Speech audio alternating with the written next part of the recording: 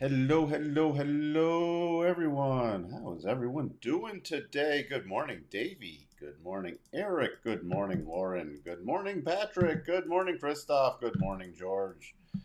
Top of the morning to you, Wavy, and everybody else who hides in the background. Hope everyone is doing very well. We'll get into it in a second. But as always, if you are new here, please do consider subscribing, ringing that bell, and hitting the like button. We're on that push to 5K, and thanks for the comments. Please keep the comments coming after we finish the live stream, besides the ones that appear in the live stream. Yes, inflation is tomorrow. Well, the inflation numbers, it's a busy rest of the week. So, where do we sit? Let's just get right into it. We had the non-farm or NFIB Business Optimism Index contracting even more. Liz Ann Saunders, who's a great Twitter follow, she's the chief investment strategist at Schwab. If you don't already follow her, posted some charts earlier today. And you see you have the optimism index in blue. It's the lowest since 2013, and you see what happened in '09. Did definitely head lower, and the small business outlook for general business conditions just is brutal. I mean, so things are not looking good from a business perspective. Just wanted to point that out there. And then another post was small business sales expectations. This was the COVID low, but look, this is where we were in at '09 when after we yeah '08 '09 after we fell off the cliff there with housing, and look where we are sitting now. And this was actually back in '80.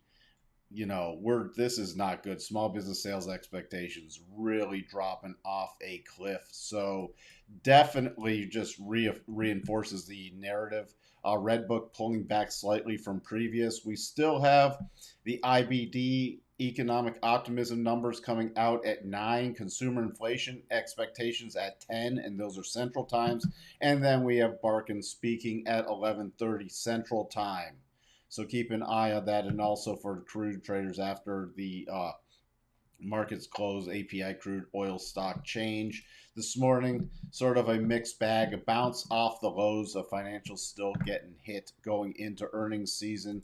FMOC still down a little bit, but still favoring that 75 basis point hike, and still slightly negative gamma territory. So we got that inflation is tomorrow. 700 more subs. 700 more subs. We don't need 700 more. We only need 100 and something. 100 and something to hit 5K. I'll take 700 though. Good morning, Dr. Michael. Good morning, Amit. So we had that double last night. Had that double. The double top never triggered. That's why you got to be prepared for both sides. And I discussed that yesterday. If it had triggered, stop out of, the double bottom. That then turned into a triple and broke. And you see here coming back down for the earlier triggered. I went over that play yesterday where it broke, gave you the re-entry signal, waiting for the rollover, and then moving on down, hitting all those targets. So that is complete. That trade is done. It's over. You can go home now.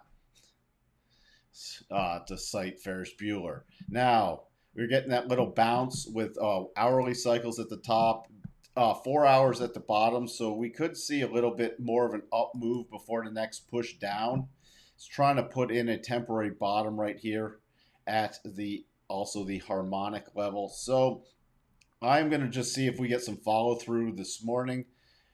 Gonna keep watching. We're up against this trend line right now. I have it on the 1 hour. If we do break into that, you still have a little bit of a move back up. So my next target area on a breakout into the open would be 38.55, and then we're into a choppy mess up here. A choppy mess. You then have the breakdown zone on the 4 hour about 38.61. So there's lots of stopping points to the upside. So, it's very scalpy to the upside. Really, I'm going to keep watching against this rotation zone area. I'm going to be watching also for a breakdown play, especially if we start getting below about 38.35. So it's either going to be the short-term bounce play, but again, there's tons of stopping points in here unless we get some major momentum bars. I'm more going into the choppier camp today with everything else coming out starting tomorrow. Reminder, let's peek at that tomorrow calendar. We got core inflation, CPI coming out, and then just to recap for newer people here, PPI, producer price index, and jobless claims on Thursday, and then retail sales on Friday. So that's what we're talking, backloaded. And remember, we have all those earnings coming up with the banks starting tomorrow. By the way, Pepsi, we looked at that yesterday, and I didn't really have a play. Gapping up slightly pre-market with a beat. So now there could possibly be a play in that, especially with a gap fill on the next market rollover move. So there's just, I mean, we were coming off this, a 1 hour cycle is getting to the top. I'm, again, expecting sort of a choppier day. There's a lot of stopping points in here. This is, by the way, if we do close up here, it's just a super aggressive short-term bounce buy. NASDAQ, the double bottom, never triggered. Breaking down, hitting the first and second targets there. NASDAQ actually ramping up pretty strong after hitting that second target with the little breakout play. On a continued move higher, the next zone I'm watching for, if it follows through in the open, is about 1190.85 to 1205 is a major resistance area.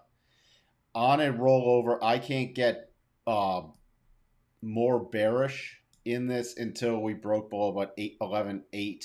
Okay, that was this support. We stopped right there with a close, retested it, and now got through. So if we start getting below there with some momentum, then I can start targeting these lower prices.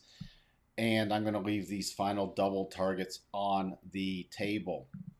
But other than that, still watching for choppy. Dow has not had some good setups later. Can't trade this as a double bottom because of this huge flat area.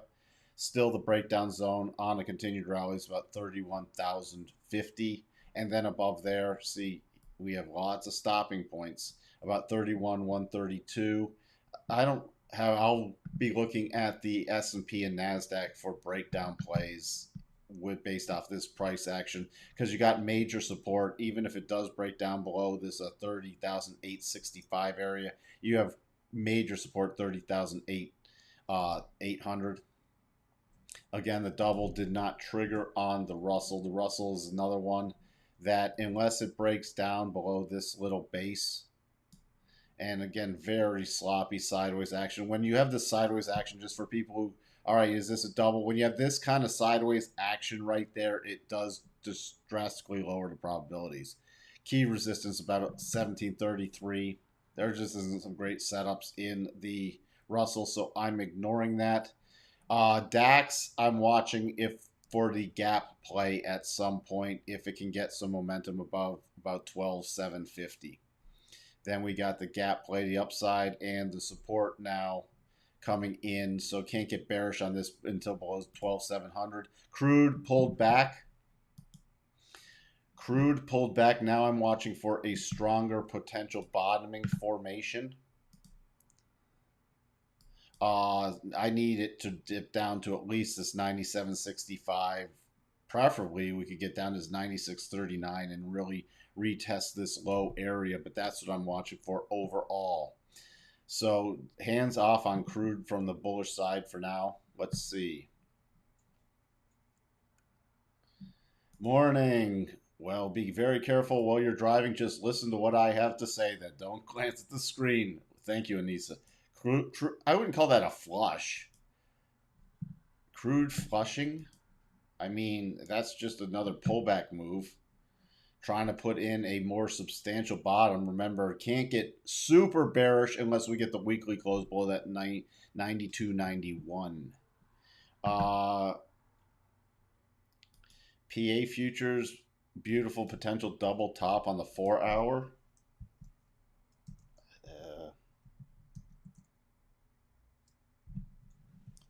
Let's take a look.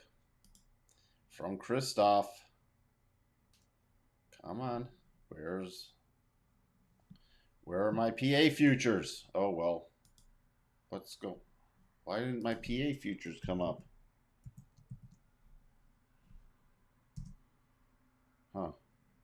Sorry about that. Don't know what's going on with that data.